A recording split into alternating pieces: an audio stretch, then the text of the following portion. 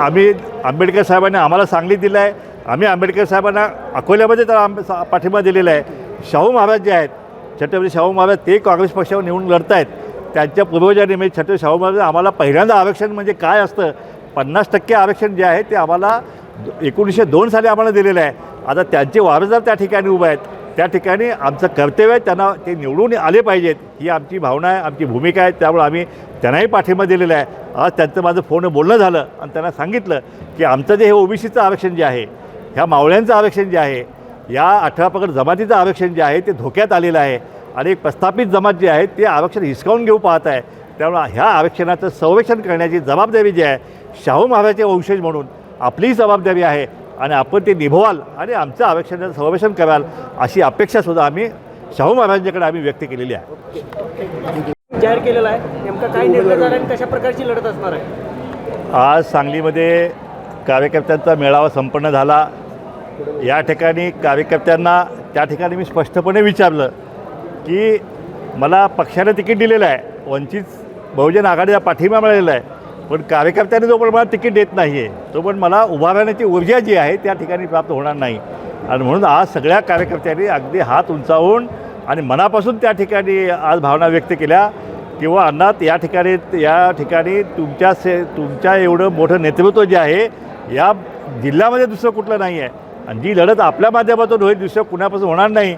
मी त्या ठिकाणी हे विचारू, माझ्यापेक्षा आणखीन कोणी तगडा उमेदवार तुमच्याकडे असेल तर त्यालासुद्धा आपण उभा करू शकता, त्याला आम्ही सगळं पाठिंबा देऊ शकतो.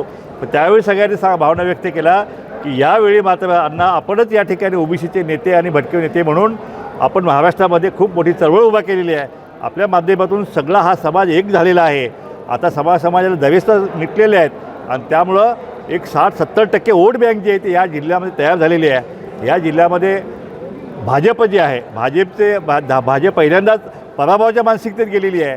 मोदी लाटाचा शिल्लक राहिलेली नाही आहे. त्या ठिकाणी जो मंदिराचा विषय झाला त्याचा इम्पॅक्ट या ठिकाणी या जिल्ह्यामध्ये नाही आहे. दुसरीकडे शिवसेनेकडं एक कच्चा उमेदवार म्हणजे एक पहिलवान उमेदवार जो आहे म्हणजे चळवळीतला एखादा नेता त्यांचा असता तर गोष्ट वेगळी होती, पण शेवटी बाहेरून एखादा पहिलवान त्यांना त्या ठिकाणी आणावा लागलेला आहे. अशा प्रकारे शिवसेनेचा उमेदवारसुद्धा कच्चा उमेदवार लागलेला आहे. त्या ठिकाणी काँग्रेस पक्षाचं तर तिकिटाची धडपड सुरू आहे.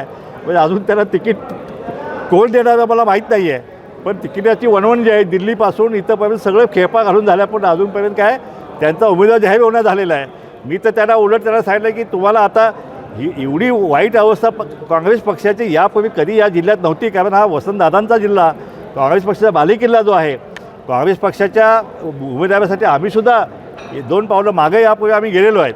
आणि म्हणून या ठिकाणी जर काँग्रेसला तिकीट मिळत नसेल तर मग आता त्यांनी आम्हाला पाठिंबा द्यावा आणि जर आम्हाला पाठिंबा दिला तर भविष्यात या ठिकाणची काँग्रेस आहे, त्यांचे कार्यकर्ते आहेत, त्यांचे नेते आहेत, त्याच्या पाठिंबाकडे ठामपणे जसं आम्ही जतमध्ये उभा राहिलो, त्यांनी मला जतमध्ये पाठिंबा दिला होता, तशा प्रकारे इथं त्यांनी जर मला पाठिंबा दिला तर नक्कीच या जिल्ह्यातली काँग्रेस आणि कार्यकर्ते जे आहे ते जिवंत ठेवायचं काम जे आहे नाही ते आम्ही करू. नाहीतर या जिल्ह्यामध्ये काँग्रेस जी आहे ती संपली म्हणून या ठिकाणी समजा आणि ते अतिशय वाईट असेल या जिल्ह्याच्या राजकारणासाठी. या जिल्ह्यामध्ये जर विकासाच्या दिशेने बघायला गेलं तर गेली 40 वर्ष ज्या समस्या आहेत त्या आहेत तशाच आहेत. एकही प्रश्न या जिल्ह्याचा सुटलेला नाही. बेरोजगारांनी कुणाकडे जायचं हेच कळत नाही आहे. आणि जे काय ते जे प्रस्थापित जे आहेत या ठिकाणी 4 वेळा मुख्यमंत्रीपद, उद्योगमंत्रीपद, 8-8, 10-10 वेळा या ठिकाणी खजान्याची चावी म्हणजे अर्थमंत्रीमध्ये या ठिकाणी आलं, तरीसुद्धा या जिल्ह्याला एकही प्रोजेक्ट ना महाराष्ट्र शासनाचा ना केंद्र शासनाचा या ठिकाणी या प्रस्थापित नेत्यांना आणता आला. प्रत्येकजण निवडून यायचं आणि स्वतःच्या संस्था म्हणजे कारखाना असेल, दूध संघ असेल, कॉलेज शाळा असतील, ह्या कशा वाचवायच्या आणि जिल्हा परिषद कशी जिंकायची, पंचायत समिती कशी जिंकायची, ह्या कारखान्याची निवडणूक कशी जिंकायची, ह्याच्यातच त्यांचे 5 वर्ष जातात. त्यामुळे या जिल्ह्याच्या प्रश्नांच्याकडे आज जत पूर्व भाग जो आहे तो आज पाण्यासाठी टाहो फोडतो आहे. कुणाकडे वेळ नाही त्याच्याकडे लक्ष द्यायला. मी आमदार झालो 2 वर्षात त्या ठिकाणी जतच्या पश्चिम भागामध्ये पाणी आणून दाखवलं कृष्णेचं आणि त्या ठिकाणी आज तिथं कॅलिफोर्निया झालेल्या आहेत, डाळिंबाच्या बागा फुललेल्या आहेत, द्राक्षाच्या बागा फुललेल्या आहेत. त्या ठिकाणी आज पवनचक्क्यांचं झालं 2,500 पवनचक्क्या त्या ठिकाणी माझ्या काळात मी आणला. त्याच्यानंतर मात्र त्या ठिकाणी एकही पवनचक्की आली नाही. त्या ठिकाणी पाणी पुढे गेलेलं नाही आहे आणि म्हणून या भागाकडे जे आहे या दुष्काळी भागात जो आहे या जिल्ह्याचा त्याच्याकडं कुठल्याही प्रस्थापित नेत्याचं या ठिकाणी लक्ष नाही. आणि म्हणून या ठिकाणी आज आपल्या मेळाव्यामध्ये माझ्या उमेदवारीवरती आज सगळ्या कार्यकर्त्यांनी शिक्कामोर्तब केलेलं आहे. आणि त्यामुळं आता सगळ्या प्रत्येक तालुक्यामध्ये आमचे दौरे सुरू होतील, प्रत्येक गावागावामध्ये आम्ही जाऊ आणि त्या ठिकाणी ओबीसी आणि बहुजन जे आहे आमचे, त्यानंतर मागासवर्गीय जे आहे बांधवांना आम्ही साथ घालू. या ठिकाणी आरक्षणाचा महत्त्वाचा मुद्दा आहेच आहे, पण विकासाच्या प्रश्नावरसुद्धा या ठिकाणी कुणीही काय केलेलं आहे. मी जर लोकसभेत गेलो तर मात्र या जिल्ह्याचं जे आहे सगळे प्रश्न जे आहे, कारण मला कल्पना आहे त्या ठिकाणी मी ज्यावेळी जतमध्ये पाणी आणलो त्यावेळी हा मराठा, हा धनगर, हा दलित असं बघितलं नाही. सर्वसमावेशक असा विकास जो आहे तो मी केलेला आहे. आमचे वडील शिवाजी बापू शेंडगे त्या ठिकाणी कवठेमहांकाचं नेतृत्व केलं, मंत्रिपद केलं, त्यावेळीसुद्धा कधी असं जातपातीचं राजकारण त्यांनी केलेलं आहे, सर्वसमावेशक राजकारण केलेलं आहे.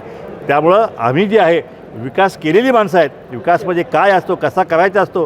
550 बंधारे जे आहेत ते जतमध्ये मी दिले आणि सगळा जत तालुका जो आहे तो पाणी त्या ठिकाणी पाणी आणलं आहे मी. त्यामुळे विकास कसा करायचा असतो. शेतकऱ्यांचे प्रश्न आहेत, शेतकऱ्यांचे प्रश्न या ठिकाणी आहे तसेच आहेत. MSP विषयी कोण काय बोलत नाही आहे.